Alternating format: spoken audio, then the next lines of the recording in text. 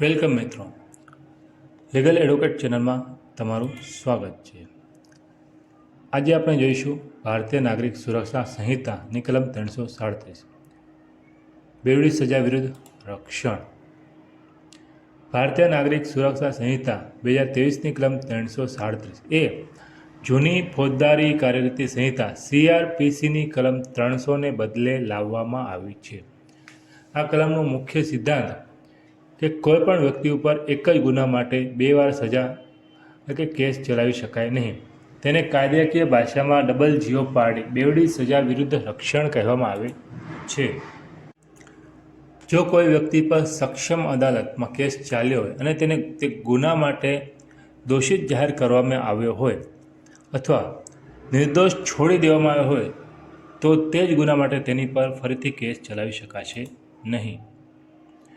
જો તે જ કૃત્યથી કોઈ અલગ ગુનો બનતો હોય અને અગાઉના કેસમાં તેની પર તે ગુનાનો આરોપ લગાવી શકાય તેમ ના હોય તો રાજ્ય સરકારની મંજૂરીથી નવો કેસ થઈ શકે છે। જો ગુનાના કૃત્ય પછી કોઈ એવું ગંભીર પરિણામ આવે જે અગાઉના કેસ વખતે અસ્તિત્વમાં નહોતું તો તેવા સંજોગોમાં ગંભીર ગુના માટે ફરીથી કેસ ચલાવી શકાય છે।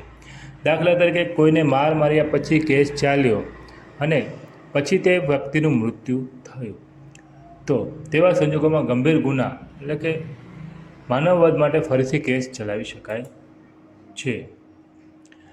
કલમ 281 હેઠળ છોડી મુકાયેલ વ્યક્તિની તેને છોડી મૂકનાર કોર્ટની અથવા તે કોર્ટ જે સત્તા નીચે હોય તે બીજી કોર્ટની સંમતિ વિના તે જ ગુના માટે ફરી ઇન્સાફી કાર્યવાહી થઈ શકશે નહીં। એટલે કે કોઈ વ્યક્તિને છોડી મૂકવામાં આવ્યો તો તે જ ગુના માટે તેની ઉપર જે કોર્ટે છોડ્યો તે કોર્ટ અથવા તે કોર્ટની ઉપરની કોર્ટના સંમતિ વગર તે જ ગુના માટે ફરીથી કાર્યવાહી કરવામાં આવશે નહીં। આવા જ કાયદાને લગતા આપણે વિડીયો લાવતા રહીએ છીએ, તેથી તમે અમારી ચેનલ સબસ્ક્રાઈબ કરી શકો અને તમને કોઈ પ્રશ્ન હોય તો કોમેન્ટમાં જણાવી શકો છો। Thank you.